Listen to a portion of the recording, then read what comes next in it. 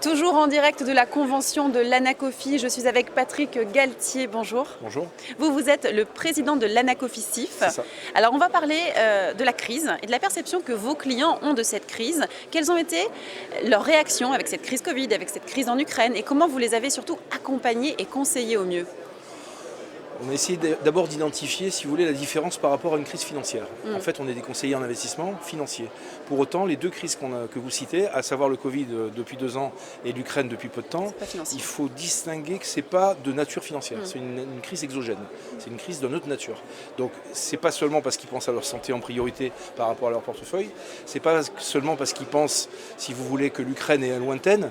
Mais typiquement, ce n'est pas les actifs financiers qui sont en cause, c'est la conjoncture. Oui. Donc, ils ont relativiser les pertes qu'il y a pu avoir en se disant j'ai pas forcément si mal placé que mon argent que ça, mais ça va pas c'est pas le monde financier qui s'écroule, c'est un élément exogène qui va probablement se régler dans l'avenir.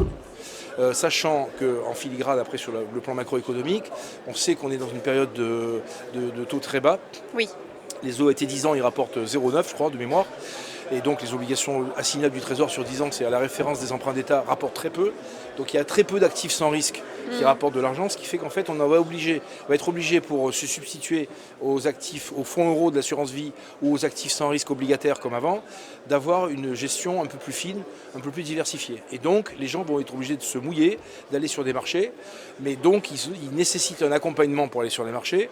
Et à ce moment-là revient le rôle du CIF qui est prépondérant pour accompagner un néophyte dans des marchés financiers un peu complexes. Alors justement, en parlant des CIF, vous êtes en plein développement de l'Anacofi CIF. Quelles sont aujourd'hui vos grandes problématiques? Comment se passe ce développement? Assez bien, parce que c'est assez linéaire. En fait, typiquement, on vient d'avoir à l'Anacofi une association dédiée au courtage d'assurance. Tous les CIF, CGP, ils sont courtiers d'assurance, oui. Mais là, il y a des courtiers qui étaient passifs.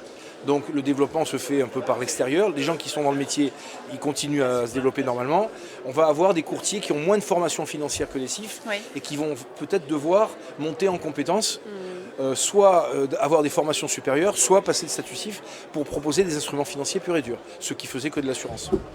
Donc le développement se fait sur une population qu'on connaît déjà, mais qui ne faisait pas forcément le métier aussi profondément que les autres.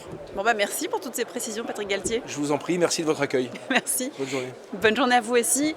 Merci également de nous avoir suivis. On vous donne rendez-vous bientôt pour d'autres interviews, toujours sur cette convention de l'Anacofi.